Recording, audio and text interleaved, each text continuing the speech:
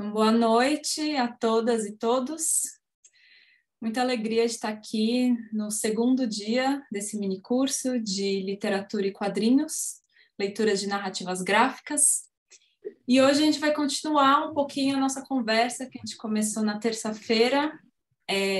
Então, só para deixar claro aqui, vai até às 9. Se passar um pouquinho também a gente segue. Mas o cronograma é até às 9, tá, gente? Obrigada pela presença de todos vocês. Estou vendo muitos rostinhos conhecidos aqui, rostinhos para a gente conhecer, então, muito obrigada. Eu vou compartilhar minha tela. Tem direito na mesma. Vamos lá.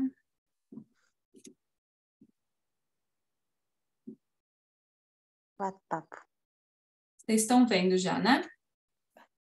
Aqui. Tá. Ah. Então, vamos lá. Só fazer um apanhado do que a gente viu na primeira aula. Então, a gente falou um pouquinho sobre o que é essa linguagem, né, das histórias em quadrinhos, possíveis e breves origens das histórias em quadrinhos, alguns formatos, e muito rapidamente a gente viu as histórias em quadrinhos no Brasil. Na aula de hoje a gente vai ver, eu coloquei principais aqui, mas não são necessariamente principais, porque a gente entende que cada obra vai explorar ali os elementos do quadrinho de uma maneira diferente, né? Então seria mais adequado alguns elementos, né, das histórias em quadrinhos, algumas tendências também que eu observo nas histórias em quadrinhos e intersecções nas histórias em quadrinhos. Isso também vai ficar um pouquinho mais claro quando a gente chegar lá. Mas vamos lá. Antes, na verdade, eu coloquei 2 pontos que ficaram um pouco latentes da última aula, que algumas pessoas conversaram comigo depois, que a gente ficou conversando aí quando acabou a gravação, a gente ainda ficou batendo papo, e 2 pontos ficaram um pouco ali latentes, que eu falei, não, então eu vou levar isso para a segunda aula rapidamente, para a gente retomar. Primeiro é sobre a produção nacional, né, contemporânea de histórias em quadrinhos.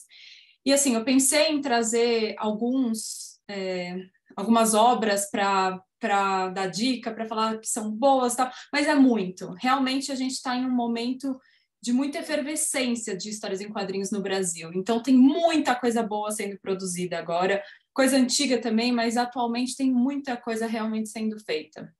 E aí o que eu fiz então, eu trouxe 4 dos principais prêmios, né, de quadrinhos no Brasil, e os últimos vencedores, que eu acho que esses prêmios, não que prêmio seja tudo, né, enfim, dá para ter uma discussão em cima disso, mas eles dão um tom aí do que está sendo produzido. E esses prêmios são muito legais porque eles têm muitas categorias. Então, o HQ Mix, por exemplo, tem categoria para webcomic, para quadrinho independente, para tradução, enfim, tem muitas categorias legais que dá para ir acompanhando o mercado nacional e internacional. Então, eu trouxe o HQ Mix, que o último quadrinho que ganhou foi o Beco do Rosário, que é, assim, magnífico. Eu até separei aqui. Consegui, Ana. A Ana Luisa Keller eu arrisco dizer que é uma das maiores quadrinistas que a gente tem no Brasil hoje, e esse quadrinho é lindíssimo. Eu sei que não vai dar para ver muito bem, porque eu estou pequenininha, mas vale a pena procurar, porque é coisa maravilhosa esse quadrinho. No troféu Ângelo Agostini, quem ganhou foi o Confinada, que todo mundo deve ter lido, acompanhado nas redes sociais, e daí foi tudo compilado em um livro, foi lançado e ganhou o prêmio Ângelo Agostini. No CCXP Awards, que teve esse ano foi a primeira vez que teve esse prêmio, e no quadrinho quem ganhou foi o Arlindo, coincidentemente também vindo de redes sociais, né, como eu falei na aula passada, ele é todo publicado no Twitter, né, e depois é transformado em livro físico. E o Jabuti, que tem uma categoria para quadrinhos, né, dentro de outras categorias de literatura, ele tem uma exclusiva dos quadrinhos, e quem ganhou esse último foi o META, Departamento de Crimes Metalinguísticos, que é também uma das minhas preciosidades atuais, assim, que eu vou falar mais dele lá na frente da aula, mas também vale muito, muito, muito a pena conhecer.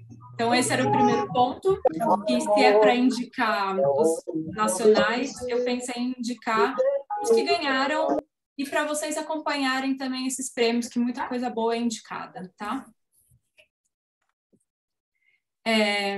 E o outro ponto que ficou latente é se, afinal, histórias em quadrinhos são literatura, né?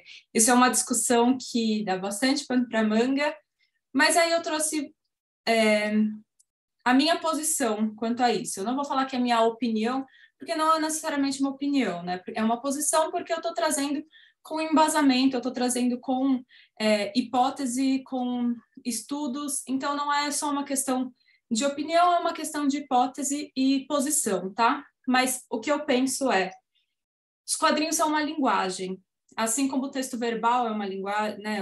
As palavras são linguagem, assim como as imagens são linguagem.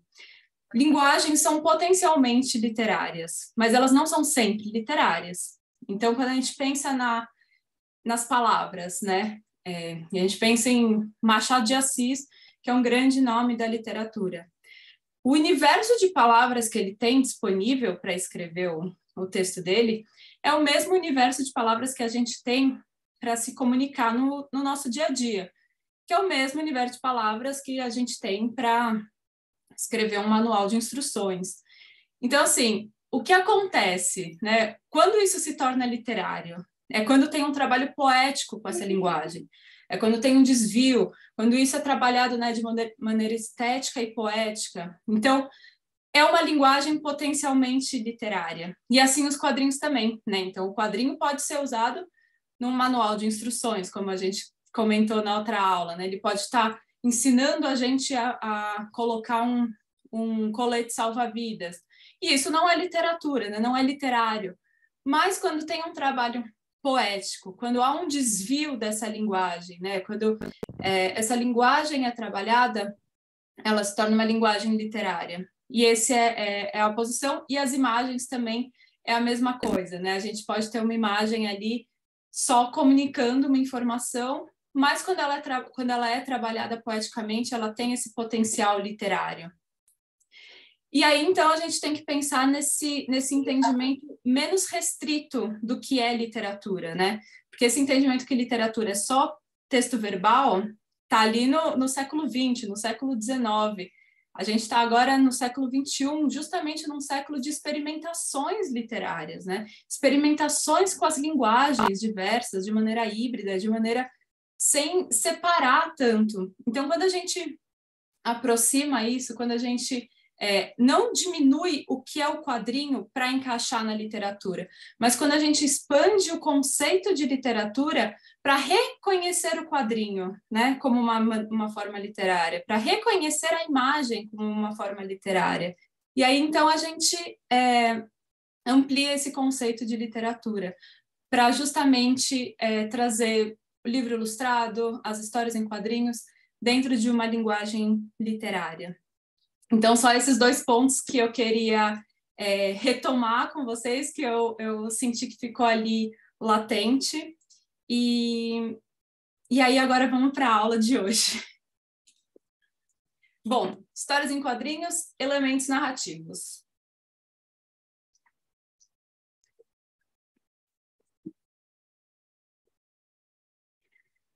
Uma história em quadrinho, ela é composta de muitos elementos. Eu citei aqui alguns, mas justamente por ser uma linguagem tão ampla, os quadrinhos podem trazer outros tipos de elementos para construir, né, essa linguagem. Então, eu pensei aqui nos balões, nos recordatórios também, né, nos quadros, nos requadros, as cores, o estilo de traço, né, então, se é feito com nanquim, se é feito com pena, se é feito no digital. A tipografia, os espaços em brancos, as sarjetas, que são os espaços entre os quadros, né, que o Scott McCloud fala que é ali que a magia do quadrinho acontece, né, quando tem uma imagem, outra, e ali na sarjeta, entre essas duas imagens, é onde essa magia acontece, porque é onde a imaginação do leitor entra, porque é ele que faz uma cena e outra, o que acontece nesse meio é o leitor que constrói. Então, esse leitor é sempre um coautor na história em quadrinho.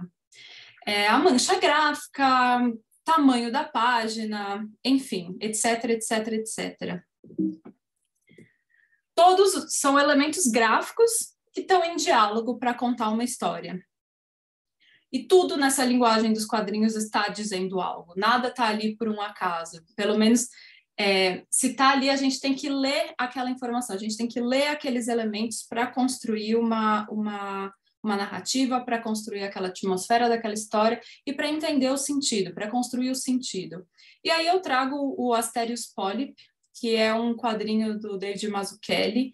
É um quadrinho incrível, acabou de ser relançado pela Quadrinhos na Companhia, se eu não me engano. E eu trago esse exemplo para a gente começar a perceber como o estilo das ilustrações já estão dizendo algo para a gente. Então, aqui, esses dois personagens, né? A gente percebe como essa mulher é construída de uma maneira muito mais fluida, né? Ela é preenchida, ela tem formas sinuosas, enquanto esse homem, ele é feito de linhas retas, preto no branco, né? Não tem esse degradê que é construído nela. Então, a gente já consegue entender quem são esses personagens só pelo traço que é empregado, né? O autor coloca um traço específico para cada um desses personagens, diferenciando eles. Mas, quando eles se juntam, né, e eles começam a dialogar, eles começam a se relacionar, a gente percebe aqui no final como um afetou o outro, né? Então, eles se afetaram, tanto psicologicamente, provavelmente, nessa conversa, quanto fisicamente, no traço, né, que é representado. Então, ele ganhou essas camadas, esses degradês que ela tinha, e ela ganhou algumas linhas também. Então, um está afetando o outro, e a gente tem essa observação, a gente faz essa observação só fazendo a leitura das imagens, né? E aqui eu trago também... eu esqueci de comentar isso, gente, que a aula passada foi bem mais teórica, assim, eu não trouxe muitos exemplos, e essa aula eu vou trazer muito mais exemplos, então vai ser mais visual, porque eu vou trazer muitas indicações e exemplos de quadrinhos, tá? E aí aqui, nessa conversa também, desses dois personagens, essa mulher, o balão de fala dela já é arredondado, então não tem pontas, né? Não é agressivo quase, né? Não é muito quadrado, ele é redondo, ela tem uma forma, isso já está representando a forma dela ser, a forma dela falar, a forma dela se colocar no mundo.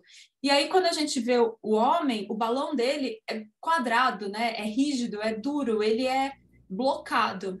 E o que ele está falando está sobrepondo o que ela está falando. Então, a gente não consegue nem ler o final da fala dela, né? Porque ele já colocou, já falou por cima, né? Isso está mostrado para a gente graficamente. E só com isso a gente já percebe também toda essa personalidade dos personagens, toda essa situação até totalmente tóxica, né? Mas, enfim, como que é essa relação deles por meio dos quadros. Cadê meu? E aí eu trago o Retalhos, do Craig Thompson, da Quadrinhos na Companhia, que foi um dos primeiros quadrinhos contemporâneos assim que eu li lá na graduação, quando eu comecei a estudar quadrinhos, e para mim foi revolucionário esse quadrinho. Então eu sempre indico, não sei se todos conhecem, mas quem não conhece eu indico muito, porque para mim foi muito revolucionário. E aí então a gente vai começar a falar sobre balões e letras, né, e tipografia. Eu selecionei esse quadrinho justamente porque ele não é necessariamente um quadrinho exemplo de experimentações visuais nos balões e tipografia. E eu trouxe justamente por isso, para mostrar como balão e letra é tão basilar, né, nos quadrinhos, que a gente vai perceber uma infinidade de possibilidades em qualquer quadrinho que a gente pegar, praticamente, né? Porque ele está representando ali a voz dos personagens, o pensamento dos personagens, e isso é graficamente mostrado para a gente, né? Não só, já que a gente não tem o som, né? Então, como a gente vai saber se o personagem está falando baixinho, se o personagem está falando alto, qual que era a intenção dele naquela fala, e aí que o tipo de balão e o tipo de letra aparece para contar tudo isso para a gente graficamente. Então, aqui, nesse primeiro, né, que um personagem grita, eu disse silêncio, ele grita silêncio. Isso por si só já é muito interessante da gente pensar, né, que ele grita silêncio, mas a forma como a letra aparece aqui, o balão também, né, o balão nesse fundo preto, vem esse branco do balão, e o silêncio nessa tipografia que está meio riscada, né, ela é áspera assim como é áspero como esse personagem está gritando com as crianças. É uma maneira áspera, ríspida de falar. E isso está representado nessa tipografia. Ou até mesmo quando a gente pensa que um balão de fala não precisa ter necessariamente texto verbal dentro dele, né? A gente pode ter, por exemplo, né, notas musicais para mostrar que os personagens estão cantando. Então não precisa trazer ali a letra da música, pode trazer uma nota musical e a gente já entende que eles estão cantando. Então, olha como é interessante essa questão do balão e dos elementos gráficos, né?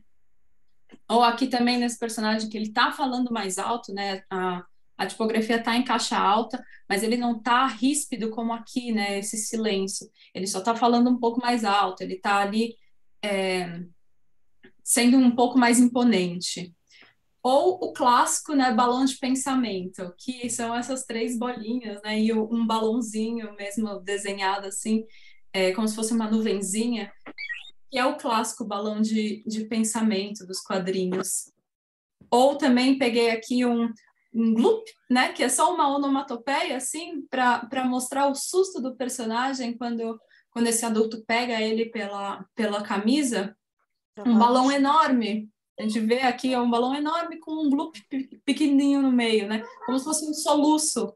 Então, esse balão também tem uma forma um pouco diferente. Ele não é aquele balão tradicional, né? Ele foi pego no susto, quase como está se formando, mas já está se desfazendo, realmente como esse susto, esse soluço do personagem quando foi pego pelo pai, por esse outro personagem. E aqui é um exemplo que eu gosto bastante, que eles estão ao ar livre, né? Eles estão no frio, tá nevando, e o balão, ele tá representando quando a gente está no frio, né? Na neve, ou não precisa nem ser na neve, mas muito frio, que quando a gente fala sai aquela fumacinha, que a gente até fica brincando, né? De soltar essa fumacinha pela boca. Então, essa fumacinha sendo representada pelo balão de fala também. Então, olha como graficamente a gente está representando tanta coisa, né? Por meio do balão de fala, por meio do tamanho da tipografia, se é a caixa alta, se é a caixa baixa. Tá tudo aí dito para a gente só precisa ler as imagens e ler graficamente, né? As páginas dos quadrinhos. Eu trouxe mais exemplos, porque, como eu disse, dá para fazer isso para sempre. Qualquer quadrinho que a gente pega, a gente vai perceber essa diversidade nos balões de fala e de pensamento. Esse exemplo eu gosto bastante, porque ele fala para que lidar com linhas, e em vez de ser aquele finzinho do balão tradicional, ele traz uma seta, né, mostrando dessas linhas que ele estava pensando nisso. E aí ele continua, e tintas, e aí também tem a seta mostrando a tinta. Então, o balão de fala, ali no lugar, é um recordatório com um balão de fala, tudo uma hibridez, justamente porque esse personagem está nisso. Ele está pensando, mas ele também está mostrando o que ele está fazendo, ao mesmo tempo que ele está falando com a outra personagem. Então, essa ideia de que o balão não precisa ter uma forma definida, né? Ele pode ser trabalhado, né, em prol da narrativa do jeito que o autor, né, quiser criar com aquele balão, é possível dentro dos quadrinhos. Aqui também, como o desculpa tá pequenininho dentro de um balão que não é perfeito, né? Ele tá ali um pouco inseguro, né, pedindo essa desculpa, o balão ali comprido, né, demorado para chegar aqui e falar um desculpa baixinho. Ou quando ele fala que ama a reina, ele fala, eu te amo, reina, e a tipografia vira uma tipografia manuscrita, né? Então, pensando em cartas de amor, pensando em todo esse contexto trazido para o balão de fala. Aqui também é muito interessante, porque a personagem pergunta, né, se a reina vai na festa hoje à noite, e aí assim que ela vai responder, ela fala, bom, se o Craig quiser, tal, e aí a personagem já sobrepõe, falando, claro que vai, né? Essa ideia de que os balões são materiais, né? Eles se materializam ali na história, porque um vai sobrepondo o outro, de uma maneira a representar o que aqueles personagens estavam falando. Então, ela não deixou nem a reina terminar de falar, ela já se colocou ali falando mais alto, falando na frente dela. Esse exemplo também, em que ele fala, né, o balão indica para a gente que ele fala, amei todas, mas nesse meio ele imaginou uma continuação, né? Ele imagina um amei você. Então, essa brincadeira de um balão dentro do outro, trazendo essa ideia de que ela não escuta o que ele está pensando, mas a gente, como leitor, tem acesso a essa informação. E aqui, para finalizar, um sussurro, né? É muito comum também esse balão que é tracejado representar um sussurro, um falar baixo, né, não está ali definido, então ela está falando mais baixo. Então, assim, eu trouxe todos esses exemplos totalmente fora dos contextos, né? Então, não trouxe as páginas inteiras, mas só para a gente perceber como os balões, a tipografia, trabalham para representar aquela situação, aquele momento, e como eles são infinitos, assim, né? É realmente uma questão de trabalhar aquilo graficamente. É claro que tem algumas questões que já são clássicas, né? Então, o balão de pensamento, esse falar baixo tracejado, que justamente por já ser um repertório de quem lê quadrinho, então os quadrinistas usam isso para a rápida identificação, né? Então, quem já está acostumado a ler quadrinho, então já tem esse repertório, entende que esse balão de pensamento, quando aparece as 3 bolinhas com essa nuvenzinha, ele está pensando naquilo, né? Mas se a pessoa não tem o repertório também, ela vai criando conforme ela vai lendo uma obra, 2 obras, muitas obras. E aí, pensar um pouquinho, então,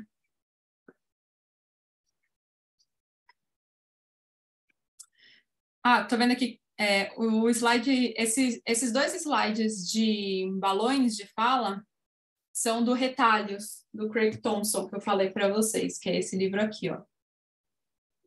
Ele é um livro bem, bem grosso, bem bonito. E aí, pensando em layout e sequências também, eu coloquei essa tira também é do Retalhos, então, pensando naquilo que a gente conversou do timing, né, na aula passada, o personagem olha com um sentimento, muda de sentimento, de expressão, olha para o lado, volta, e aí sim aparece o balão de fala, só que o balão de fala aparece só com 3 pontinhos, então ele não conseguiu nem expressar aquilo que ele estava sentindo.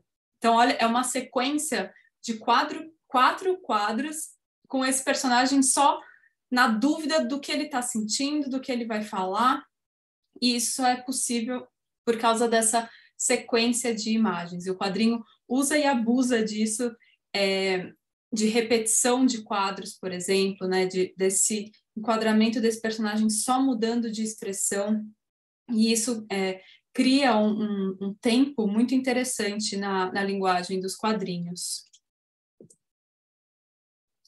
E aí eu trouxe Um Oceano de Amor, do Wilfrid Lupano e Gregory Panaccione, não sei se é assim que fala, mas ele foi publicado pela editora Nemo, ele é de 2021, se eu não me engano, ele é bem recente, ou 2022, eu acho que é desse ano, que é esse livro aqui. Primeiro que já é muito legal esse projeto gráfico, né, que o livro parece uma lata de sardinha, inclusive a parte de trás dele é toda com valores nutricionais, como realmente se fosse uma lata de sardinha, que tem tudo a ver com a história. E ele é um quadrinho mudo. O quadrinho mudo são quadrinhos que não têm texto verbal além do título, né? Então, não tem balões de fala, não tem recordatórios, né? Normalmente eles usam algumas onomatopeias, mas eles não têm o texto verbal nesse sentido de balões e recordatórios. Então, ele é um quadrinho mudo e ele usa muito dessa pantomima, né? Dos mímicos, é muito cinematográfico, porque ele tem que contar muita coisa, já que não tem o texto verbal, ele vai contando muita coisa só pelo texto visual, e é muito interessante. Eu gosto muito de quadrinhos mudos, é um tipo de quadrinho que me interessa muito, até em termos de pesquisa, justamente porque ele se utiliza só de elementos gráficos para contar a história, né? Então, por exemplo, nessa sequência de café da manhã, a gente consegue, nesses 6 quadros primeiros, a gente consegue escutar o barulho, né, da massa de panqueca na frigideira, a gente sente o cheiro disso queimando, desse bacon, enfim, né, a gente sente todas essas sensações apenas lendo graficamente, né, lendo imagens em sequência. E aí, como todos esses quadros têm o mesmo tamanho, né, que a gente estava pensando em layout, como todos os quadros têm o mesmo tamanho, então eles têm o mesmo tempo de leitura. É como se fosse trazer esse cotidiano para a gente. Ela deve fazer isso todos os dias, então todos os quadros têm o mesmo tamanho. E ela faz isso todos os dias, é uma rotina para ela, é uma rotina nossa ler esses quadros, que é quebrado pelo outro personagem descendo e indo tomar o café da manhã. Então, tudo isso é trazido para a gente por meio do layout e por meio dessa sequência de imagens, né? Gente, eu vou lendo, se eu aparecer pergunta aqui, eu vou lendo no meio, tá? Os quadrinhos mudos como Oceano de Amor, que foi mencionado, seria um exemplo de livre imagem? É a mesma coisa?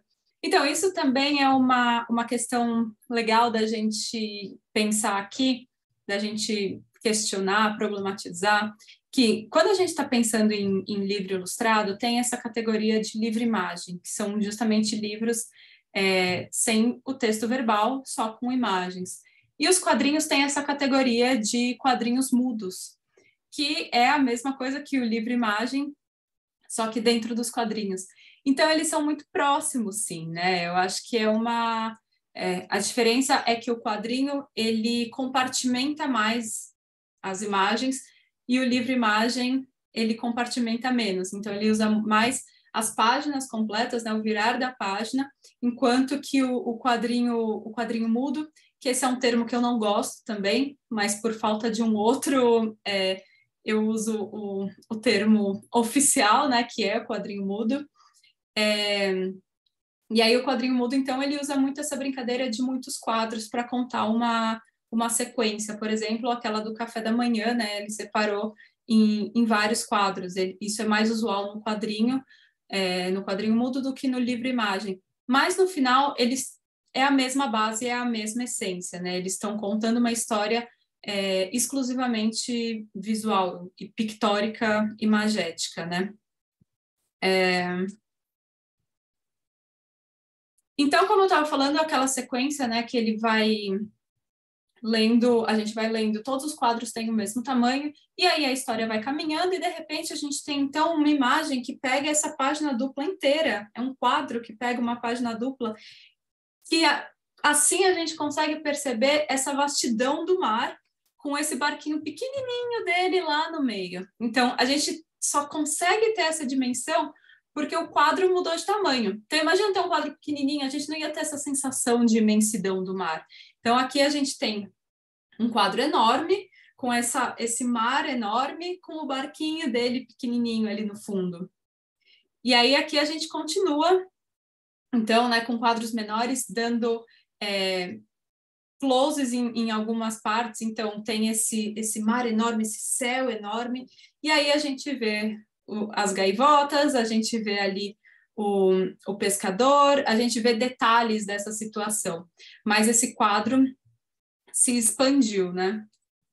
Aqui eu trago em um outro momento também da narrativa, quando ele está chegando em terra firme, a gente também tem um quadro de página dupla, né? Então, se expande para a página dupla, para a gente ver justamente que ele está chegando nessa terra firme, né? A gente vê a distância que ele está, e eu acho legal que daí tem um quadro aqui, um quadro dentro do quadro, mostrando essa janelinha, a reação do personagem em ver aquela terra firme, né?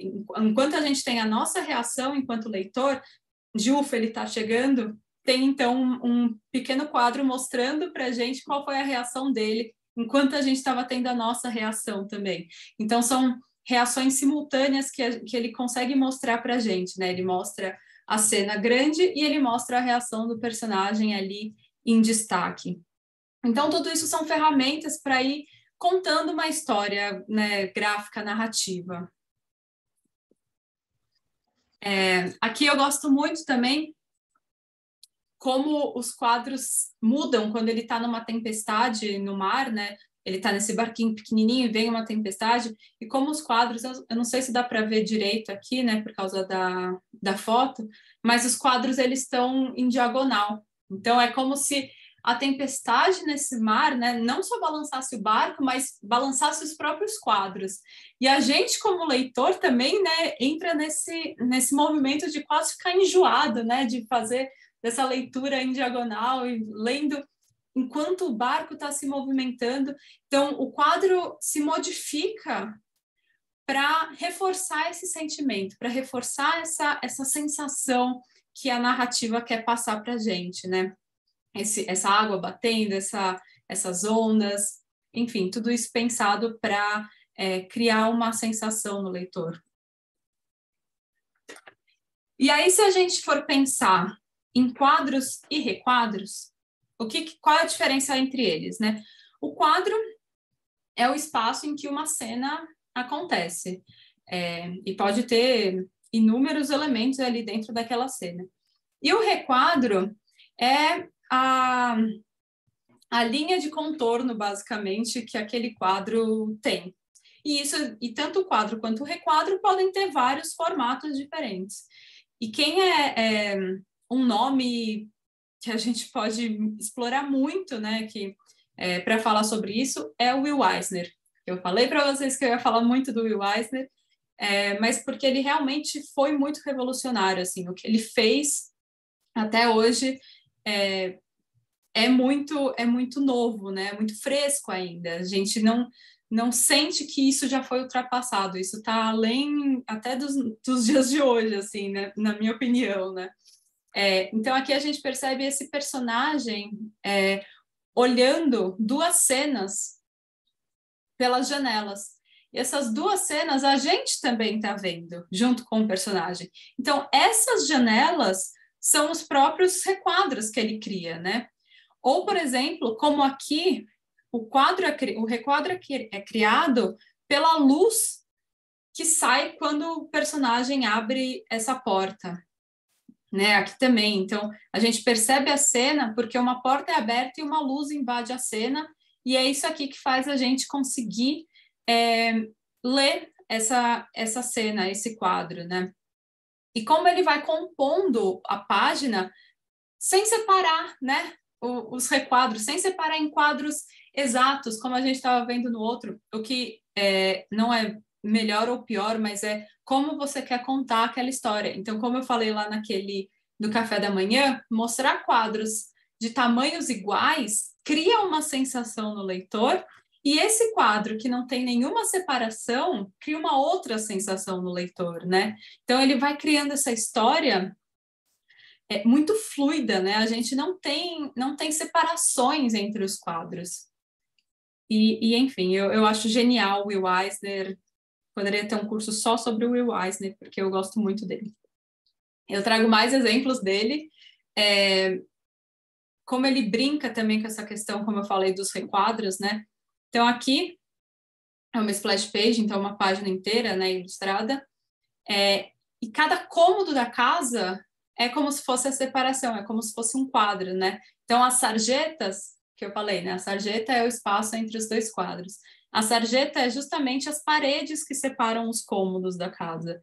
Então, ele vai contando essa narrativa e a gente vai fazendo a leitura que a gente já sabe fazer, né? Da esquerda para a direita, de cima para baixo. E a gente vai acompanhando, mas quanta coisa está acontecendo do lado de fora, né? Da história que está sendo criada, do lado de fora desses quadros, né? Desses requadros que ele cria. Então, assim, ele brinca muito com a página, ele brinca muito com disposição, com layout dos elementos. Aqui também uma página inicial do Spirit. Tá meio ruim a imagem, mas dá para entender, né? Aqui tem como se fosse uma página tradicional, mesmo com os quadros, mas aqui ele brinca uma coisa meio Escher, né? Porque aqui em cima tem uma porta, o Spirit está aqui atrás saindo, tem aqui pessoas saindo dos bueiros também, então você não sabe exatamente qual é a realidade, né? Para onde você tem que olhar, o que está realmente acontecendo nessa página, o que está acontecendo de maneira paralela. Então, ele realmente ousava muito e brincava muito com essa ideia de layout de páginas. E aí eu trago o Vida de Gato, que saiu pela Dark Side, do Sergei Bacon, que ele faz justamente quase que o oposto do que o Will Eisner, porque todas as páginas desse quadrinho são separadas dessa forma aqui, com quadros exatamente do mesmo tamanho, sem sarjeta, porque a divisão entre eles é só do próprio requadro, né, essa linha que delimita o quadro. E todas as páginas são assim, com essa mesma configuração de quadros do mesmo tamanho.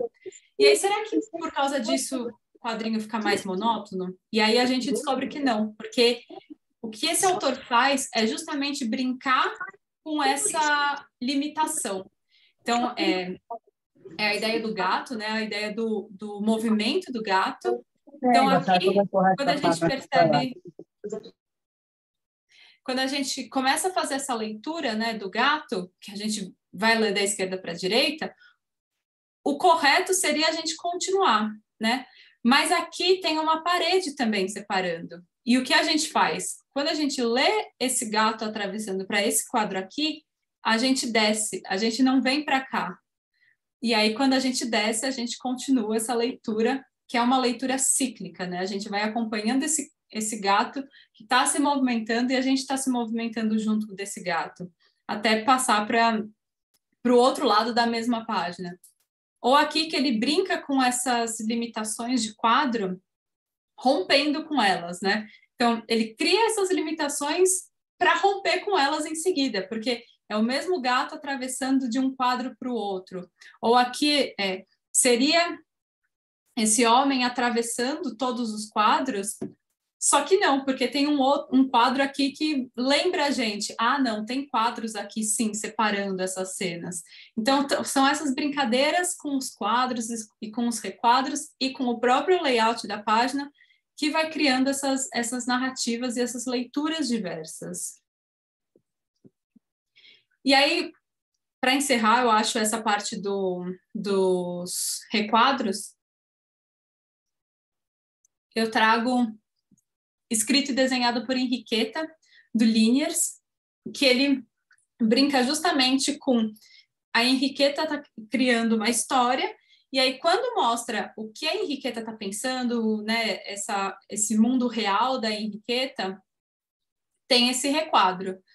Quando é mostrado para a gente o que a Henriqueta criou, então, as ilustrações da Henriqueta, o quadro não tem requadro nenhum. Então, ele cria essa separação por meio dos elementos do próprio quadrinho. Então, ter requadro representa uma coisa, não ter requadro representa outra. E aí ele vai balanceando isso e jogando com essa ideia. Então, por isso que a gente não pode determinar, por exemplo, sempre que tem requadro acontece tal coisa, porque isso muda de obra para obra, né? Cada autor vai explorar os elementos do quadrinho de uma maneira diferente. E aí a gente tem que justamente fazer a leitura daquela história, daquele quadrinho, para entender o que aquilo está dizendo para a gente naquele momento. E aí eu vou falar sobre as cores, que é um tema muito caro para mim, porque como eu falei também quando eu me apresentei, a minha dissertação de mestrado foi sobre as cores como elementos narrativos nos livros ilustrados. E uma coisa que eu defendi é de não ter pré-conceitos sobre as cores, né? Então, não pensar em psicologia da cor, por exemplo. Não achar que o azul sempre significa tal coisa. Como eu estava falando do requadro, a gente não pode definir que sempre que tem requadro, então é a realidade. A gente tem que fazer a leitura dos elementos em cada obra. E com a cor é a mesma coisa. A gente tem que ler o que aquela cor está contando para a gente naquela história. Se a gente já chegar pensando que, não, azul é sempre tristeza, a gente vai perder muita coisa aí. Então, é interessante sempre a gente pensar em fazer a leitura das cores de acordo com cada obra, né? Perguntar para essas cores, o que você está contando para mim nesse momento? E aí, essa cor vai responder para a gente durante a narrativa. Então, no Oceano de Amor, que eu tinha mostrado para vocês, ele brinca com essa ideia de voltar para o passado. E aí, como ele faz isso? Com a mudança de cor. Então, aqui ele está se afogando, e quando ele está se afogando, ele lembra dele criança, e essa cena muda desse verde escuro, né, dessa noite no mar, para um alaranjado. E aí ele conta para a gente o que aconteceu quando ele era criança, por meio desse alaranjado. Então, ele lembra dele lá tendo aula de natação na piscina, e aí a gente percebe, então, que mudou essa dinâmica, mudou esse cenário pela mudança de cor. E aí, então, determinado isso, em um outro momento da narrativa, a personagem também está ali observando uma cena, e aí muda de novo para esse tom alaranjado, e a gente, como leitor, né, já atento a essa narrativa, percebe, então voltou para o passado. E tem uma cena que a gente entende que é o passado dessa personagem e volta novamente para o presente para seguir com a narrativa. Então, é essa brincadeira da cor contando coisas para a gente, né? Comunicando coisas para a gente e fazendo parte da narrativa. Não está ali só para deixar colorido, bonitinho, né? Ela está contando alguma coisa para a gente. E isso é importante observar em todos os quadrinhos, em todos os livros ilustrados, entender o que aquela cor está contando para a gente naquele momento. E é legal pensar também que os quadrinhos, é muito comum ter quadrinhos em preto e branco ou com retículas, né? E as retículas, não sei se todo mundo aqui sabe o que são retículas, mas são como se fossem muitos pontinhos, um do lado do outro, que vai simular ali tons de cinza. Então, onde tem maior concentração, é mais escuro, né? E quando menor concentração fica mais claro. Então, é essa brincadeira também, tem muitas achuras. Então, é muito comum quadrinhos virem reticulados, né? Mangás, principalmente. Mas, então, a gente tem essas três opções, basicamente, né? A gente tem retícula, quadrinhos preto e branco, pode ser pintado a nanquim, por exemplo, ou só a traço preto, e quadrinhos a cores. Aí eu trago um outro exemplo, que é a casa do Paco Roca, que quem não conhece também vale muito a pena conhecer. Então, essa história é uma história desse personagem, que não é um spoiler, porque basicamente é o começo da história, mas então o pai morre e ele deixa essa casa e os filhos têm que decidir o que eles vão fazer com essa casa. E aí ele vai lá visitar a casa, aqui nesse quadro amarelado, e quando ele entra, tá vazio, ele olha para a mesa, e assim que ele olha para a mesa, o quadro seguinte é a mesa cheia de comida, só que já está num tom mais pro rosa. E aí aqui embaixo a gente vê exatamente a mesma cena, que é a cena de cima, só que com toda a família, né? Então ele está ali retornando ao passado por meio dessa cor rosa, né? A gente vê que é a mesma imagem, né? O mesmo ponto de vista quando ele chega na casa, né? No presente, e o passado, o que acontecia. E aí a gente percebe que continua nesse passado, porque a gente ainda está nesse tom de rosa. Então, né, os irmãos ali bebendo, comendo, brincando.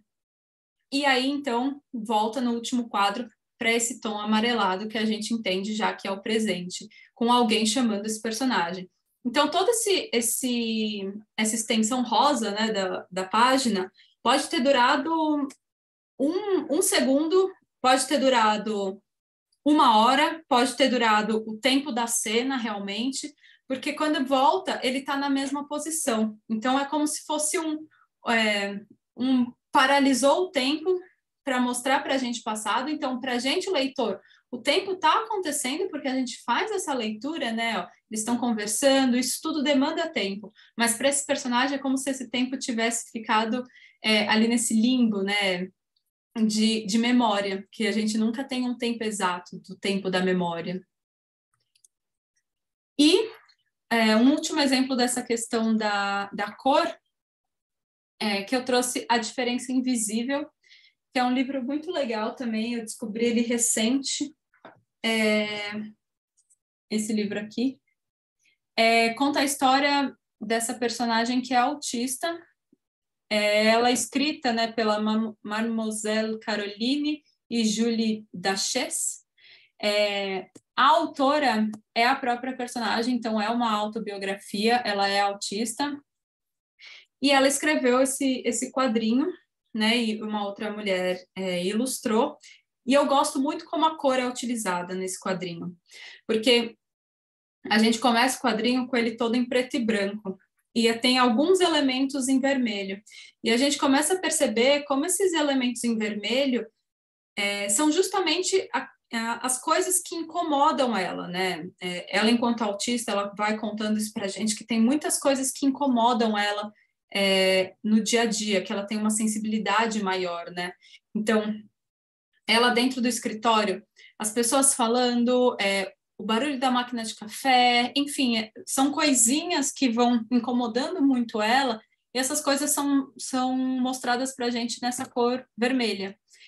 E isso vai ficando tão forte para ela, isso vai tomando tanto conta dela, que o quadro inteiro, né, que era preto e branco, o quadro inteiro vai se tomando de vermelho. Então, realmente não está mais só longe dela, incomodando de longe. Isso já entrou nela de um jeito que ela não está mais conseguindo lidar com essa situação. Quando a gente vira a página, é sufocante, né, para a gente enquanto leitor também, e para a personagem como a página inteira é vermelha. E ela, então, deixa um bilhete que ela vai precisar sair e ela entra no banheiro. Quando ela chega aqui no banheiro, a gente já percebe que a mão dela voltou ao tom normal, né? Ela não está mais vermelha, então ela está conseguindo respirar, conseguindo ter um alívio dessa, né, explosão de vermelho que estava tomando conta dela. E lembrando que o vermelho era isso que estava incomodando ela. E aí é legal perceber também que o amarelo é representado, né, em coisas que agradam ela, em coisas que fazem ela se sentir bem. Então, essa personagem, né, que tem o cabelo amarelo, a gente vai saber depois que é justamente uma mulher que ela cria amizade, e que vai ser a ilustradora do livro. Ou, por exemplo, quando ela paga o pão, que ela vai todos os dias comprar o mesmo tipo de pão na mesma padaria, e essa rotina faz bem para ela. Então, saber quanto vai custar aquele pão que ela vai comprar na padaria é uma sensação boa para ela. Então, as moedinhas também em amarelo ali, mostrando que isso é uma coisa que agrada a ela. Aí a gente percebe, por exemplo, o sapato em vermelho, então talvez esse sapato não seja uma coisa muito confortável para ela. A gente vai pegando indicações, a gente vai pegando pistas na narrativa pela cor, né? Então é nesse preto e branco esse jogo entre o que é amarelo, que é um pouco mais confortável para ela, e o que é vermelho, que incomoda. Então, nada disso é dito para a gente no sentido verbal, não tem um texto verbal contando para a gente, tipo, ai, nossa, esse sapato é um sapato que me incomoda muito e eu me irrito. Não, só está ali em vermelho. Então, é a cor como um elemento narrativo. nessa história. E aí, mais para o final da história, que ela vai se entendendo, né? Então ela descobre que ela é autista, ela tem o diagnóstico de autismo e ela vai se entendendo, ela vai entendendo aquilo que incomoda ela, o que não incomoda, ela vai lidando muito melhor com isso, e então o quadrinho começa a ter cor nele completo. Então isso que no começo era todo preto e branco, mas para o final a gente percebe que o quadrinho é todo colorido. Então tem coisas vermelhas, tem coisas amarelas, mas isso já está ali misturado com o cotidiano dela. Então, não é nada ali que se sobressaia tanto. Então, o que é vermelho já não está mais gritando tanto quanto era quando era tudo preto e branco. O que é amarelo também já não está mais gritando tanto. Então, ela está tendo uma vida mais equilibrada nesse sentido, de se entender e entender as coisas ao redor dela. Então, a gente percebe que são elementos gráficos, narrativos. Eu falei só de alguns, né? Como eu falei, não dá para falar de todos. Essa ideia da sarjeta é muito interessante. Eu trabalho com a hipótese de que a poética nos quadrinhos acontece justamente na sarjeta, né? Com essa base do Scott McCloud, que fala dessa magia. A gente poderia falar também sobre essa ideia do tamanho do quadrinho, a casa, por exemplo, eu não separei aqui, mas ele é bem horizontal. O que isso está contando para a gente, né? Ou o Bear, da Bianca Pinheiro, que eu mostrei na aula passada, que é bem vertical. Tudo isso está contando para a gente alguma coisa, tudo isso está construindo sentido para nós leitores, né? Então, tá, a gente tem os elementos gráficos narrativos, a criação de ritmo de leitura, né? Então, cada um desses elementos vai dando um ritmo. O tamanho do quadro está falando para a gente qual que é o ritmo dessa página que a gente tem que ler, né? Como eu falei, vários quadros, a gente tem um ritmo. Quadros maiores, a gente tem outro ritmo, né? As sensações que são criadas, né? Então, cria uma imersão narrativa muito maior, principalmente se a gente for pensar nessa questão das cores, né? Como é imersivo e cria sensação diferente para a gente. Então, pensar que a narrativa dos quadrinhos são os próprios elementos gráficos em diálogo, né? É uma leitura gráfica. Não tem como separar isso dos quadrinhos, porque isso é o próprio quadrinho, né? Contando uma coisa para a gente. Então, a ideia de que os autores estão explorando sempre esses elementos para contar uma história. E aí, agora eu vou entrar em algumas tendências das histórias em quadrinhos. E aí, de novo, eu vou pensar nessas tendências do que eu estou estudando, tá? Do que eu estou pesquisando. Então, não quer dizer que são as únicas tendências, não quer dizer... Enfim, são tendências do que eu estou pesquisando no momento. E a primeira delas é a metaficção. E aí, o que é metaficção, né? O Bernardo fala que é um fenômeno estético autorreferente, através do qual a ficção duplica-se por dentro, falando de si mesma ou contendo a si mesma. Então, é um jogo entre a ficção e a realidade, seja lá o que isso significa, né? Isso também dá para a gente ficar debatendo aqui muito tempo o que é realidade, né? Mas é sempre esse jogo entre o que é ficcional do que é a realidade, né? Do que é a realidade do leitor, talvez. E ele também diz, então, que a metaficção é uma ficção que não esconde que o é, mantendo o leitor consciente de estar lendo um relato ficcional e não um relato da própria verdade. Então, ele explora, por exemplo, a própria linguagem dos quadrinhos para contar uma história. Ele se utiliza da linguagem dos quadrinhos para isso. Ele é consciente de que ele é uma história em quadrinho e usa isso para contar a sua história. E aí eu trago o Meta, ganhou o Jabuti, né? Meta, Departamento de Crimes Metalinguísticos, e eu já indico que o segundo volume está agora em campanha no Catarse, Então, quem quiser já apoiar, vale muito a pena. Eu coloquei aqui, né, o catarse.me não dá para ler porque apareceu aqui, mas é Meta 2, se eu não me engano. E aí, já na quarta capa, então, desse quadrinho, a gente lê o seguinte: um desenhista é assassinado e os principais suspeitos são os personagens da HQ que ele criou. Esse só pode ser um caso para o Meta, uma polícia secreta que investiga crimes na fronteira entre o real e o ficcional. Então, o quadrinho já começa com esse personagem olhando diretamente para a gente e falando: sem histórias, quem somos nós? Então, já é uma provocação ali para a gente, leitor, né? E aí, eu trouxe algumas cenas só, né? Não dá para trazer o quadrinho todo, porque é uma experiência única de leitura, eu acho que vale a pena vocês lerem, mas eu trago para exemplificar essa questão da metaficção. Aqui os dois personagens estão lutando, essa mulher já faz parte do meta e esse homem está ali entrando pela primeira vez, e aí ela desafia ele a bater nela, a lutar com ela, e ele vai tentando e ela vai se desviando sempre de todos os socos dele, todas as tentativas, e ela fala o seguinte: eu não sou fodona nem nada. Você deve ser mais forte e mais rápido que eu. Mesmo assim, não me acerta. Por que será? Desiste? E aí eu vou passar eu vou ler o MacLeod primeiro. MacLeod fala que, diferente de outras mídias, nos quadrinhos, o passado é mais do que apenas lembrança e o futuro mais do que só possibilidade. O passado e o futuro são reais e visíveis e estão ao nosso redor.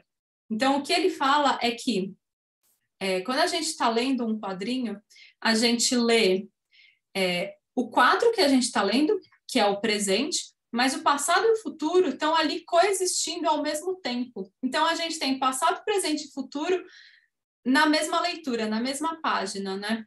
E aí, como que o Meta brinca com isso?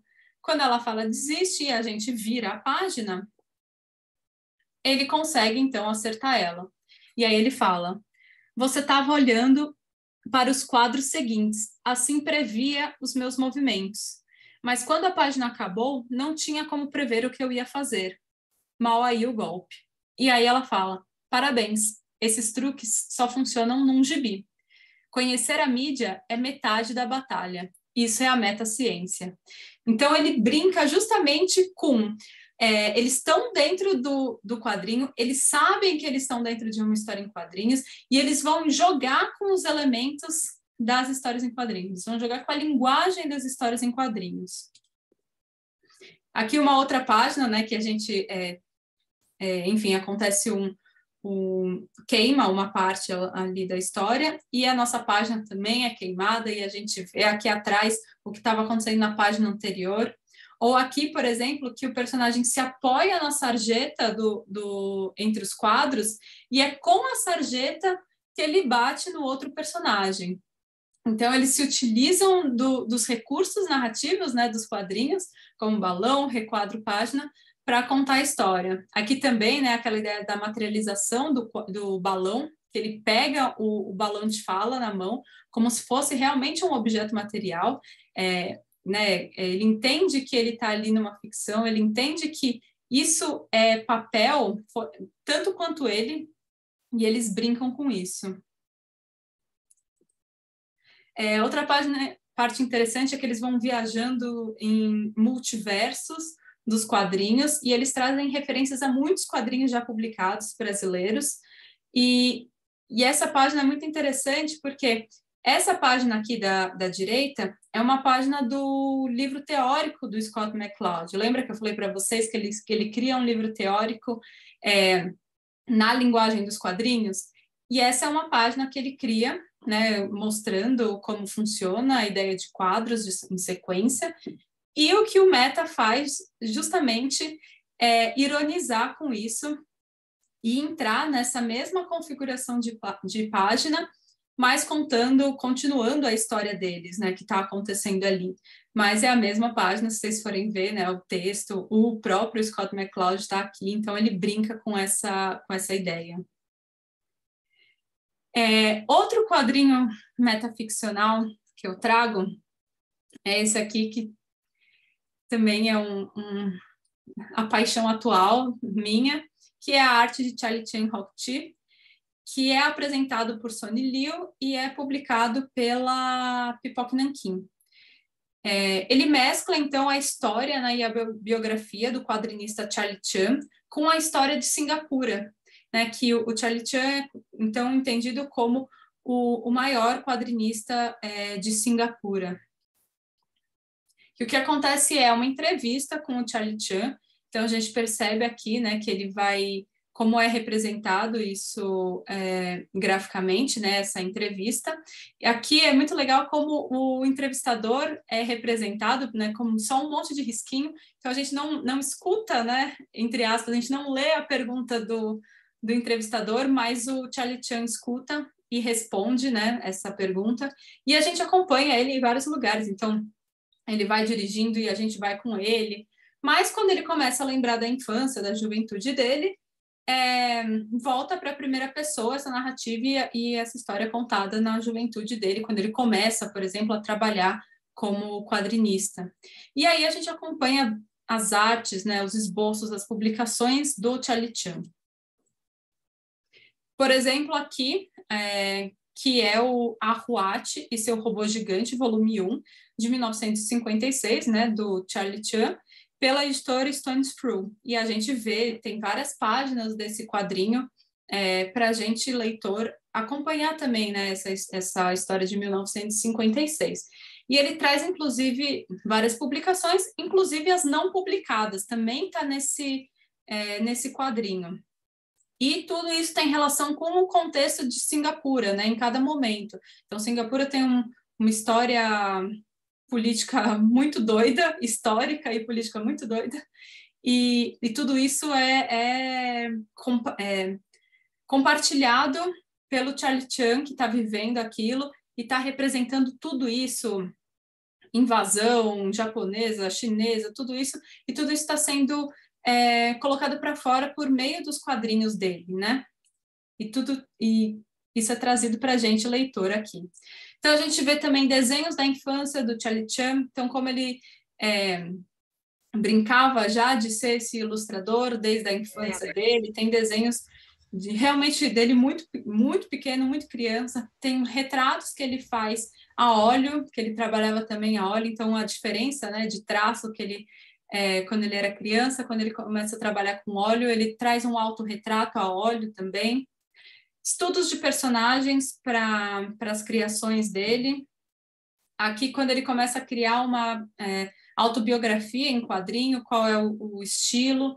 Quando ele começa a trabalhar para publicidade, que ele faz alguns cartazes também, tudo isso é trazido para a gente na história. E tem diálogo com outros quadrinhos que faziam sucesso na época também, como, por exemplo, isso aqui é uma página do Cavaleiro das Trevas, né, o Batman Cavaleiro das Trevas, do Frank Miller, que é icônico essa ideia de telinhas de televisão, né, e ele cria, então, uma publicação também com essa mesma ideia, dá para ver a semelhança entre isso quando fazia sucesso. Então, ele faz referência a Cavaleiro das Trevas, Maus, Super-Homem, Osamu Tezuka, enfim. E ele vai mostrando como tudo isso influenciou no estilo do Charlie Chan, dialogando sempre com o tempo, né, em que ele está vivendo. Mas o detalhe que faz esse quadrinho ser genial é que o Charlie Chan Hok-chi nunca existiu. Ele é um personagem ficcional que o Sonny Liu criou, ele é totalmente ficcional.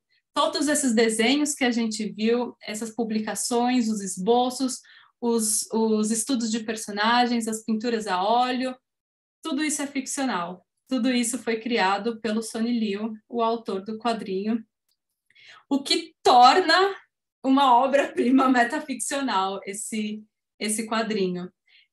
Então, essa brincadeira de o que é ficção e o que é realidade, tudo isso é trazido de uma maneira fenomenal, em detalhes, em como o estilo vai mudando, né? Como o estilo desse quadrinista vai mudando e como tudo isso, no fundo, é ficcional. E aí tem aí toda essa crítica que a gente pode fazer e essa problematização. É, assim, genial, gente. Indico muito. Clássicos em quadrinhos, eu não vou falar sobre isso, porque 2 motivos. Três motivos. Primeiro, porque a gente está quase sem tempo. Segundo, porque a gente vai ter um mini curso só sobre isso na PUC, que eu vou dar junto com o Evandro, que ele deve estar por aí. A gente vai falar só sobre clássicos em quadrinhos, então fiquem atentos lá nas redes sociais da PUC, que vai ter um mini curso sobre isso. Quando eu tiver a data, a gente posta nas redes sociais, tá? Mas eu queria também problematizar isso de como, quando a gente pensa em literatura, né, os quadrinhos na literatura, a gente só pensa nos clássicos em quadrinhos.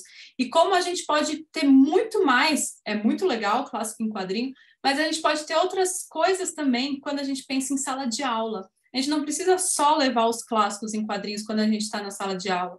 A gente pode levar, por exemplo, Persépolis e discutir o que está acontecendo no Irã agora com as mulheres, né, que estão sendo mortas porque tiraram o hijab, e discutir Persépolis, a partir de Persépolis fazer essa provocação, enfim, e a partir de problematizações dos quadrinhos, pensar em diferentes disciplinas, pensar na história, mas também pensar, por que não, em matemática, sabe? Pensar em ciência, pensar em gênero, em raça, em tudo isso.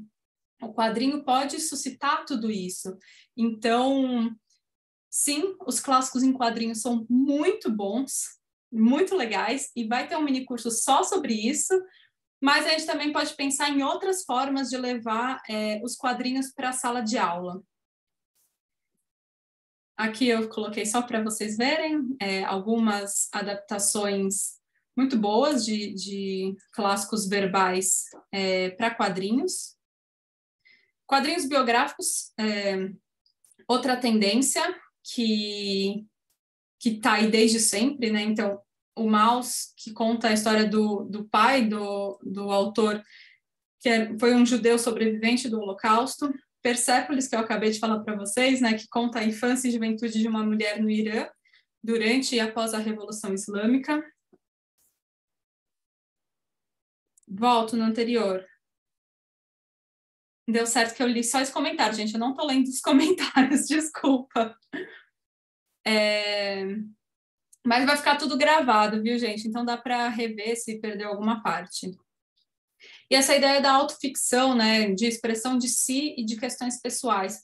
Como Não Era Você Que Eu Esperava, do Fabien Toumé, que ele tem um filho com síndrome de Down, e aí toda essa questão pessoal dele em ter um filho de um jeito que ele não estava esperando. É lindo, lindo, lindo, lindo esse quadrinho. Deixa eu parar aqui. E toda essa relação dele com o filho. E A Solidão de um Quadrinho Sem Fim, também, do Adriano Tomini, que ele conta essa vivência dele como quadrinista, né? Como ele começou, como ele viveu essa vida. Tem uma coisa metaficcional muito legal nesse quadrinho também, mas não vai dar tempo de falar. O projeto gráfico é muito legal, porque ele parece um Moleskine, né? Tem até o elástico, então vale a pena também. Histórias em quadrinhos, intersecções. Eu vou falar muito rápido, gente, senão não vai dar tempo de perguntas. Então, intersecções com outras artes, como música, fotografia, cinema e teatro, com outras linguagens literárias, como livros ilustrados, né, com linguagens híbridas, e com diferentes materialidades. O Quais que eu ligo Doom é um livro muito bom, do Roger Cruz e do Davi Khalil, que ele traz músicas do Adoniran Barbosa em quadrinhos, mas não é só uma ilustração da música, mas é uma cocriação, eu diria, com o Adoniran Barbosa, né?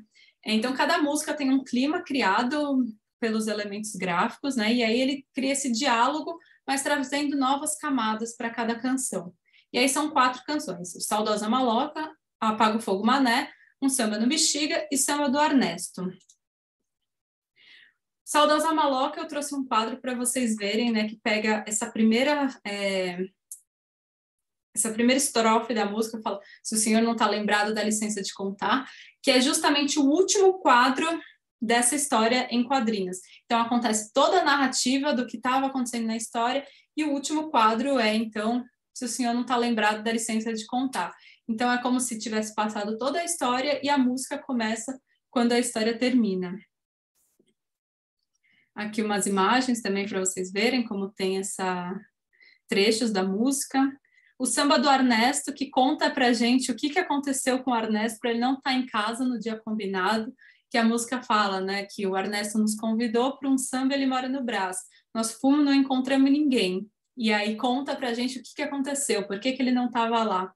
E tem essa brincadeira metaficcional também com a linguagem dos quadrinhos, que ele vai pulando de quadro em quadro, fugindo pelos telhados. O Apaga o Fogo Mané também, que tem essa sensação de cores mais fechadas por causa esse sentimento de chuva, dessa solidão. E um Samba no Bexiga, que já tem uma outra configuração de cor, bem mais alegre, porque, enfim, eles estão num bar, tudo, e aí a briga acontece, né? Eu peguei um trechinho aqui. Na hora H, se enfiemos debaixo da mesa, fiquemos ali, que beleza, vendo o Nicolás brigar. E aqui exatamente esse momento da música, que eles estão embaixo da mesa assistindo a briga. E tem outras referências a músicas do Adoniran, como o Trem das 11, Tiro ao Álvaro, tudo ali em trechos do quadrinho que outros personagens vão cantando. Então é muito legal perceber essa relação, né, entre a música e a história em quadrinho. E aí, quando a gente pensa com intersecção com outras linguagens, como o livro ilustrado, né? O Bibi é um livro do Gustavo Piqueira, que começa como livro ilustrado, aí depois vai para uma fotonovela ali com os quadrinhos. Então, ele vai brincando, ele vai provocando o leitor de... Será que as linguagens têm que ser tão compartimentadas assim? Será que a gente não tem ideias prévias do que são cada linguagem e por isso a gente não consegue aproximar elas? Ele faz essa provocação de um jeito muito interessante, também vale muito a pena conhecer. E aí eu trago 3 livros que não vai dar tempo de falar também, mas que eles brincam com esses limites entre o que é quadrinho e o que é livro ilustrado, né?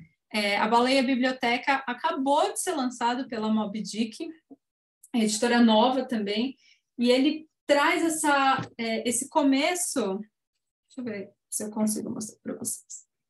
Bem como um livro ilustrado mesmo, então a gente tem a ilustração tomando a página inteira, o texto aqui, e isso vai sendo compartimentado um pouco mais, mas muito próximo do que é um livro ilustrado. E justamente para a gente pensar, né, qual que é o limite? Será que a gente precisa realmente definir se isso é um quadrinho ou se isso é um livro ilustrado, né? Depois ele vira bem tradicional o quadrinho, mas ele está sempre jogando com esses limites. Na Cozinha Noturna do Sendak também, ele traz páginas também muito, muito semelhantes do que a gente conhece como livro ilustrado, mas ele faz essa homenagem ao Little Nemo, que eu falei para vocês lá na primeira aula, que também está ali nas origens dos quadrinhos. Enfim, ele é muito, muito relevante para a história dos quadrinhos, que sempre terminava com uma ideia de sonho, é muito bacana, e ele faz uma homenagem a isso. Então, ele brinca justamente com o que é quadrinho, o que é livro ilustrado. E o Are We There Yet também, ele brinca com isso, de começar com uma história em quadrinho bem tradicional, mas depois o livro pede para a gente virar todo esse livro, esse objeto livro, o que é uma coisa muito tradicional do livro ilustrado, né, para continuar a narrativa toda como com ilustrações, sem imagens em sequência na mesma página, tá? E aí eu estou encerrando, gente, eu juro. O formato do livro em diálogo com a narrativa. Eu trouxe o Building Stories, que é um quadrinho que, na verdade, é uma caixa enorme, e quando você abre a caixa, você tira todos esses elementos que estão aqui, Você tira todos eles de dentro dessa caixa, e aí você realmente, como diz o título, você tem que ir construindo essa história, porque esses quadrinhos são compartimentados em formatos diversos. Então, tem jornal, tem livro de capa dura, tem revista, esse quadrinho está compartimentado em vários formatos diferentes, e a gente tem que ir construindo essa história. Então, é muito interessante pensar nessa intersecção do quadrinho com o objeto em si, né? Então, o quadrinho não é quadrinho só porque está no formato revista ou só porque está no formato livro. Ele é uma linguagem, né? Como a gente está falando desde o começo, e a linguagem está aí, em vários formatos. Então, também tem esse painel grandão que você abre, você tem que ir lendo, tem tiras, enfim, é a linguagem do quadrinho explorada ao extremo, assim, o Building Stories, né? E o Smoking Mata, do Cashfire, que ele cria tiras em quadrinhos com essa temática, enfim, de investigação, tudo. Ele cria essas tiras, enrola, né, como se fossem cigarros, e coloca nessa caixinha de cigarro. Então, essa brincadeira de smoking mata, e a caixa é uma ilustração de um smoke, né, do paletó, tudo com os cigarros dentro, e quando você vai pegando cada cigarro, você vai abrindo e tem as tiras dessa história sendo contadas. Então, brincando de novo com essa materialidade do que é o quadrinho, né? Conclusões, gente, cheguei nas conclusões. Não é exatamente uma conclusão, porque eu não gosto dessa palavra conclusão, mas para a gente encerrar a aula de hoje, né? Histórias em quadrinhos são uma linguagem literária gráfica composta por imagens, pictóricas ou não, e outros elementos gráficos em uma composição espaço-temporal, sequencial e narrativo. Uma linguagem, não um gênero, como a gente tá vendo até agora, né? Se utiliza de palavras que são também imagens, né? Como as palavras têm essa origem pictórica, né? Porque elas são símbolos que a gente determina que vão significar alguma coisa, mas nos quadrinhos elas são tratadas de fato como imagens, né? Tanto porque é trabalhada com uma tipografia, né? Desenhada, com as onomatopeias, entre tantas outras coisas. A gente viu que os quadros, os balões, as cores, os requadros são também elementos gráficos que compõem a narrativa, então eles não estão ali por um acaso, eles não estão ali de forma gratuita. É uma composição que explora o espaço e o tempo de maneira gráfica e em sequência para contar uma história. É uma arte complexa, né, ampla e com muito potencial para produções e leituras. É uma literatura para todas as idades, todos os interesses, todos os diferentes leitores, e é um universo, então, a ser explorado e para se apaixonar cada vez mais. Eu encerro aqui, vou abrir para as perguntas agora e para debate. Eu deixo aqui o meu e-mail e o meu Instagram, para quem quiser entrar em contato comigo, continuar essa conversa, pode me mandar lá a mensagem no Instagram e a gente continua essa conversa quanto vocês quiserem. Eu vou interromper aqui o compartilhamento para ver vocês, que eu não estava vendo vocês. E aí a gente pode conversar. Quem quiser levantar a mãozinha, abrir a câmera para fazer uma pergunta também, não quiser escrever no chat, fica à vontade. O Ademir vai controlar isso aí, né, Ade? Isso. Vara, acho que tem uma pergunta. Eu selecionei algumas perguntas que foram sendo levantadas na medida que você estava explicando, né? Tá. A Daniele Castro, por exemplo, ela pediu para que você falasse um pouco mais sobre essas manchas gráficas, né? Presentes na ilustração. Tá. Quando a gente fala de mancha, isso serve para qualquer tipo de... No livro verbal também, tá? A gente pensa na mancha como se fosse a área em que o conteúdo está inserido. Então, sempre... Deixa eu pegar algum livro aqui para pensar.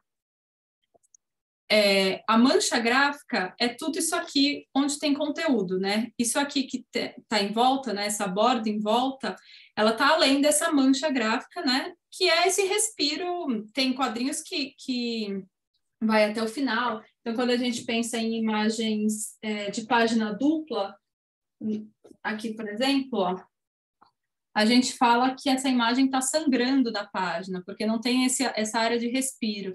Então, quando a gente pensa em mancha gráfica, a gente está pensando na área em que está os elementos narrativos. É mais ou menos isso, não sei se ficou claro.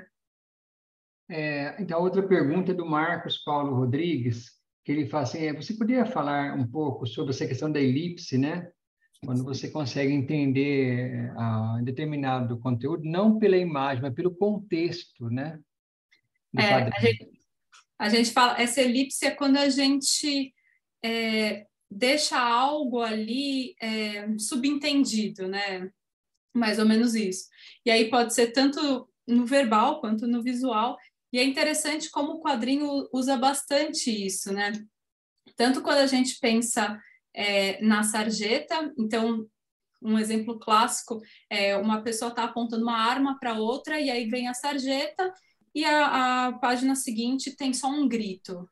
Então, isso está subentendido, né, que a pessoa atirou, que essa outra pessoa gritou. Então, estão ali espaços em aberto para o leitor fazer ali a sua leitura, a sua interpretação. Um leitor pode entender que não, que aconteceu uma outra coisa, né? Tá ali em aberto. A gente não sabe, a pessoa que ia levar o tiro pode ter arrancado a arma da outra pessoa. Enfim, cada leitor vai ali fazer a sua interpretação, mas realmente tem esse espaço em aberto, justamente não entregar tudo, né? Porque se entregar tudo não faz sentido, né? Onde está ali o espaço para o leitor se a gente acaba entregando absolutamente tudo, né? Onde está a poética da coisa? Uhum.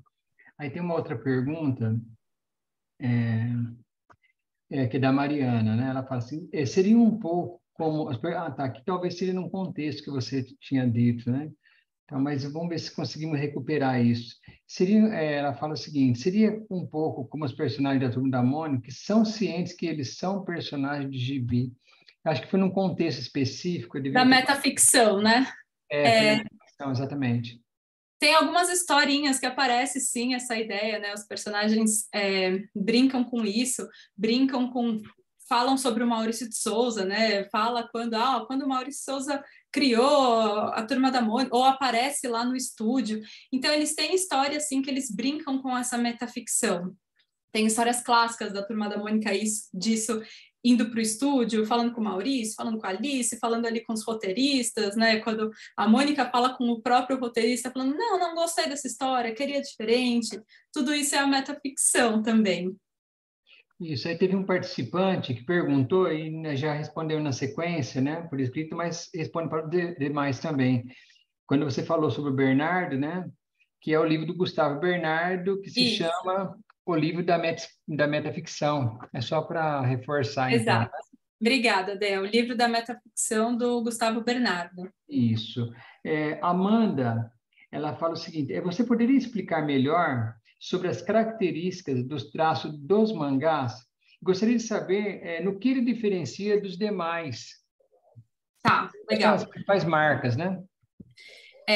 Não sou uma estudiosa de mangás, tá, gente? Porque é realmente um outro universo, quase, os mangás. Mas a grande diferença, a diferença mais óbvia, né, talvez, seja a forma de leitura. Então, os quadrinhos que eu estou falando aqui, né, os quadrinhos ocidentais, a gente tem essa forma de leitura da esquerda para a direita, de cima para baixo. Os mangás, né, a leitura oriental, ela é ao contrário disso. Então, ela começa da direita para a esquerda, de cima para baixo também. Mas tem uma forma de leitura diferente. Então, quando você pega um mangá pela primeira vez, é até difícil você pegar o ritmo de leitura, porque a nossa tendência muito natural é fazer essa leitura da esquerda para a direita. Quando a gente está com um mangá na mão, a gente tem essa dificuldade de ler da direita para a esquerda, mas aí a gente vai pegando o ritmo de leitura. Mas o mangá tem toda uma história própria, né? Que As pessoas que estudam mangá vão saber falar isso muito melhor do que eu, mas tem uma história muito antiga. Enfim, aqui atrás de mim tem uma coleção várias de mangá, mas eu não sou uma grande leitora de mangá. Mas o mangá usa, como eu falei, as retículas, né? É uma característica muito forte dos mangás, o uso das retículas. Essa leitura, ao contrário do que a gente está acostumado a ler, acho que são as principais diferenças assim, que a gente pode...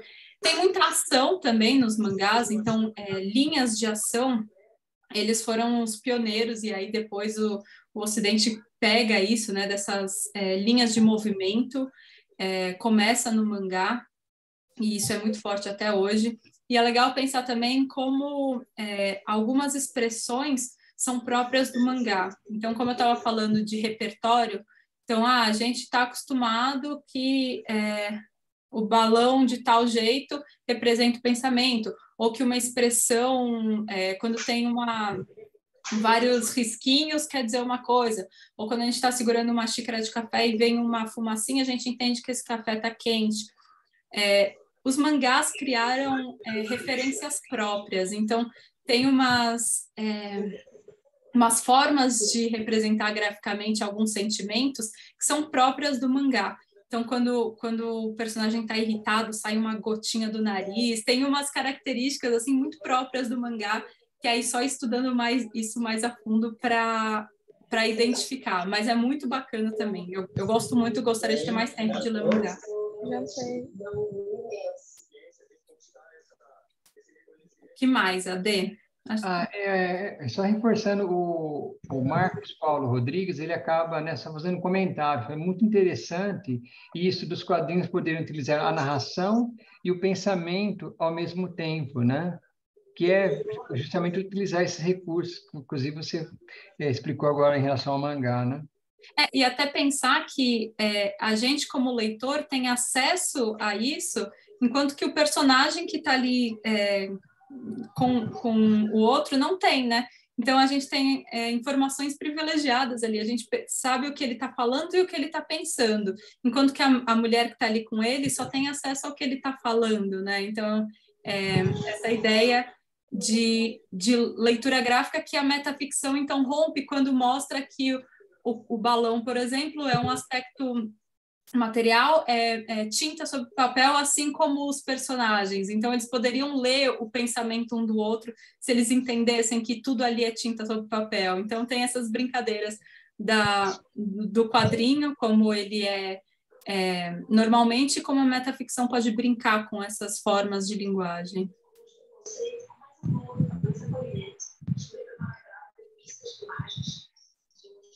Mais alguma coisa, Ade? Eu acho que, a princípio, não. Poderíamos abrir, então, alguém quer fazer algum comentário, alguma pergunta? Fiquem à vontade. Estamos abertos, né?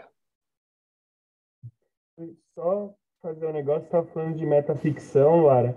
Não sei se você conhece, tem um mangá também que fala, eu não lembro o nome da autora agora, que fala do processo de ser mangaka, das dificuldades que ela passou, chama Minha Experiência Lésbica com a Solidão. Não conheço.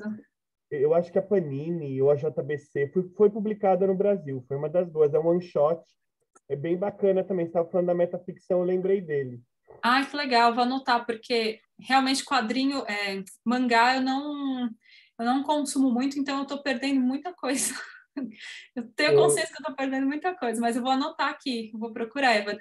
Gente, aliás, o Evandro é esse aqui, ó, que a gente vai fazer o mini curso juntos sobre adaptações em quadrinhos, clássicos em quadrinhos, junto com o Evandro, tá?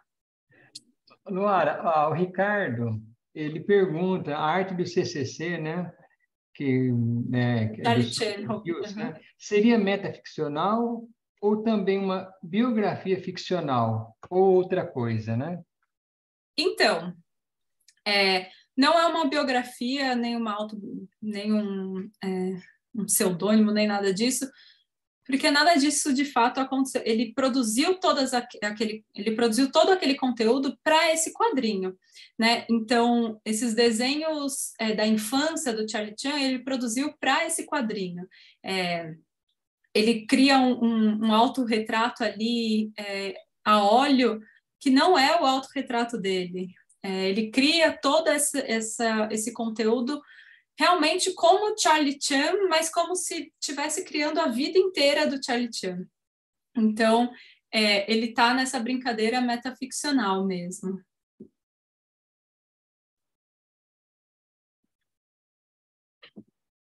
Luara, boa noite. Oi, Paula. Tem exemplos ao contrário, que o HQ se transformou numa narrativa verbal? Tem. Pouquíssimos. A gente também pensou em abordar isso, né, Evandro, no minicurso. Tem pouquíssimos, mas tem. Tem da Guerra Civil, né, da Marvel, tem uma edição que é um quadrinho, e aí eles fazem uma literatura verbal desse quadrinho. Então, existem, mas não é o mais comum, né? O mais comum é a gente ver realmente clássicos verbais traduzidos intersemioticamente para os quadrinhos, né? É uma coleção, Luara, desculpa Coleção. te interromper. Pode falar, por favor.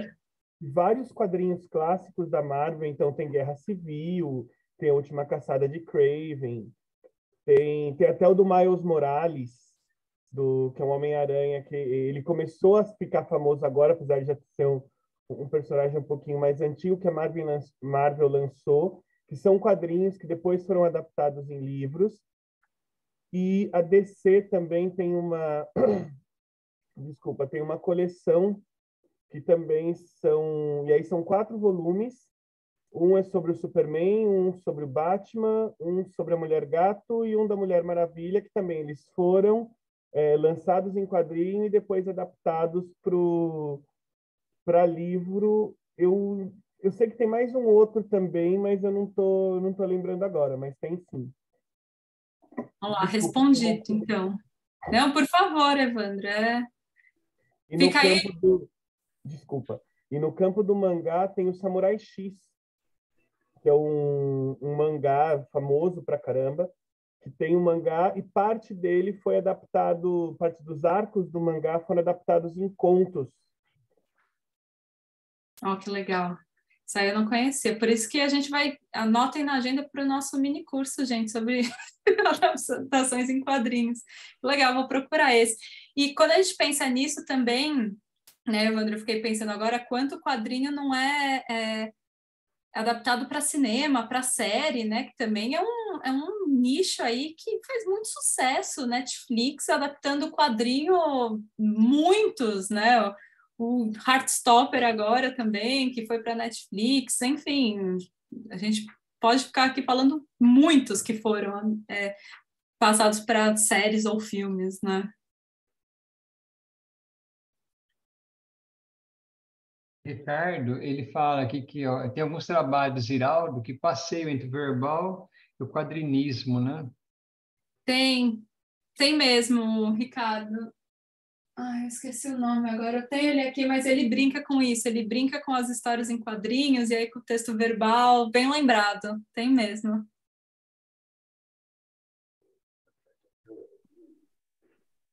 Que mais, gente? Fiquem à vontade para fazer pergunta, para abrir aí o microfone. A Luana falou se eu posso falar do livro A Chegada, do Chao Tan. Eu apresentei ontem, Luana, sobre ele na Cyberjornada de quadrinhos da USP, e eu coloquei ele aí nesse lugar também que brinca justamente com o que é quadrinho e o que é livro ilustrado, porque ele é separado em muitos quadros, inclusive, né? Quase, acho que ele não está aqui. Ele tem muitos quadros, mas de repente ele brinca com páginas ilustradas inteiras, e ele brinca com essa sequência de ilustrações. E aí, por mais que ele tenha, né, tem uma página com 20 quadros, né, mostrando uma única cena, então é muito compartimentado, o tempo ali é muito quebrado, a gente sente ali a dificuldade da coisa. Então ele tem muitos quadros, e algumas pessoas podem entender ele como quadrinho, mas na ficha catalográfica ele está colocado como livro ilustrado. Então, assim, é justamente nessa intersecção entre o que é quadrinho, o que é livro ilustrado, e essa ideia de que talvez a gente não tenha que definir, né, o que eles são, mas a gente sempre tenta dar um nome para a coisa, sendo que, na verdade, são expressões artísticas que são livres, né? Elas estão ali contando uma história, colocando uma narrativa da melhor maneira possível. Então, se nesse momento precisa separar em quadros, mas em um outro momento coloca em imagens de páginas inteiras, ali o que for melhor para a narrativa, né? Eu acho que isso é o mais interessante. Não sei se eu respondi, se eu falei o suficiente, mas acho que é isso.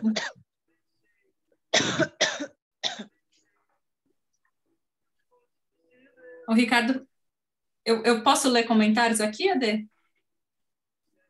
Eu vou ler. O Ricardo... É que agora eu estou com acesso, eu estou vendo aqui. O Ricardo falou que alguns alunos viram... Ai, que legal, Ricardo. Obrigada. Bom, eles gostaram. Vai estar gravado também no YouTube da Cyberjornada também, quem quiser assistir depois. Ele falou, se a gente não cria conceitos e definições, podem fechar a universidade. Então, o nosso trabalho como acadêmico é justamente esse, né? Justamente provocar, justamente tentar criar definições para depois entender que a gente não precisa das definições. Mas como acadêmicos, o nosso trabalho é esse esforço de entender o que são essas ferramentas, o que são essas linguagens.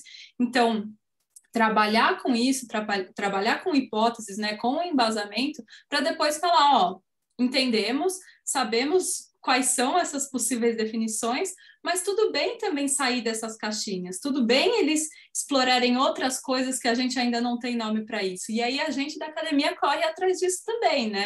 Então, novas coisas sendo criadas, a gente vai atrás e vai criando novos conceitos, talvez ampliando conceitos que estão ultrapassados, pensando em novos, enfim, o nosso trabalho é justamente esse, né?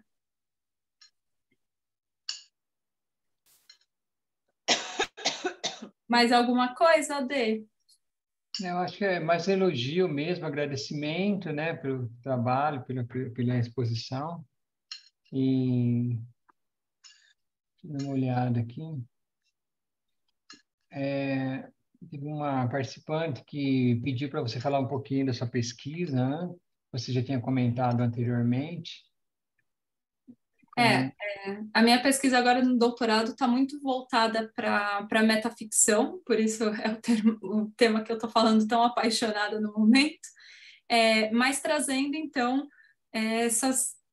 o que eu estou chamando de literaturas gráficas, né? Contrastando com essa literatura verbal. Então, é uma literatura que se utiliza de meios gráficos para contar a história. Então, as imagens, as palavras como imagens e toda essa literatura que não se encaixa no que tradicionalmente se entendia como literatura, mas entender que existe, então, uma literatura verbal e existe, então, uma literatura gráfica, que todas essas produções estão ali. E aí eu vou pelo viés metaficcional pensando nessas intersecções, então.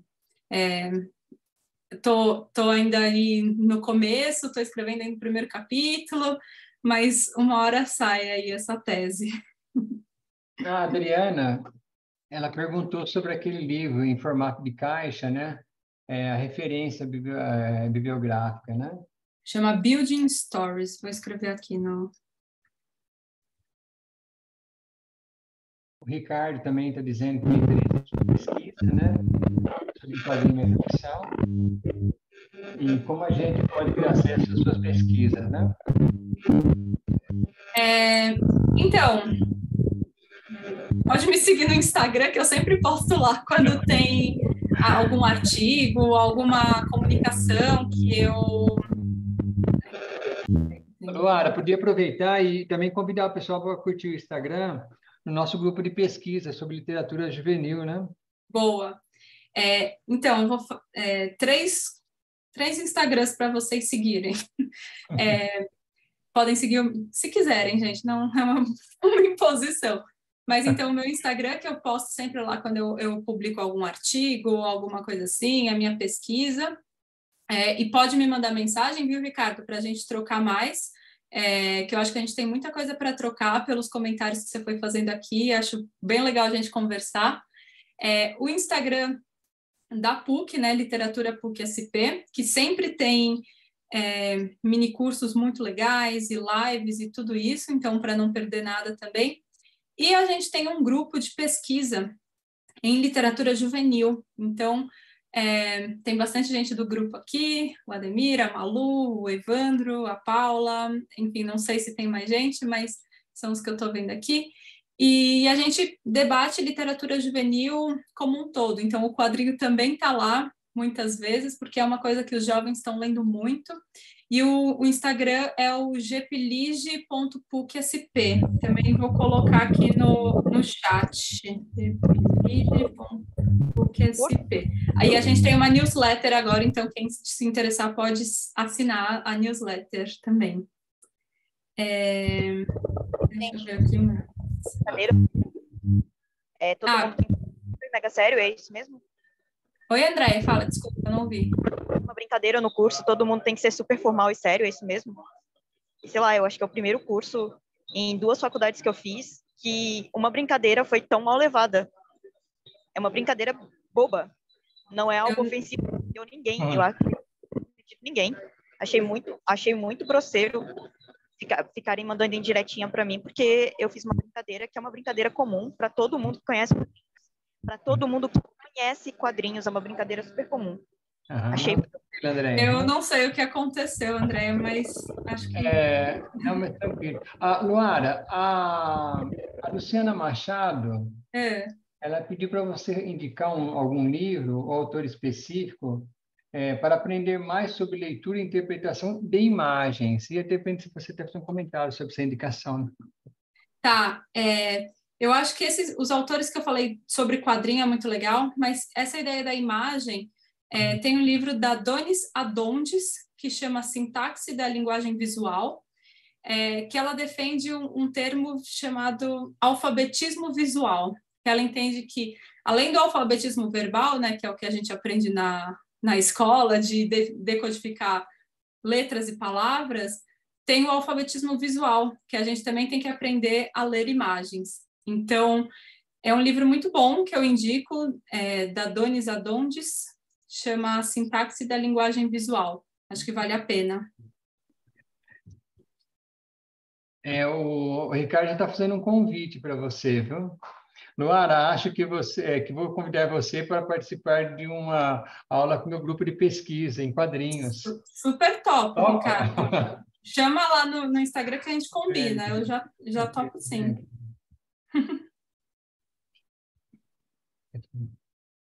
Bom, acho que a gente podia ficar aqui ainda mais tempo falando. Eu acredito que já falamos. Mas acho que podemos encerrar, né, Ade? Sim, podemos já, né?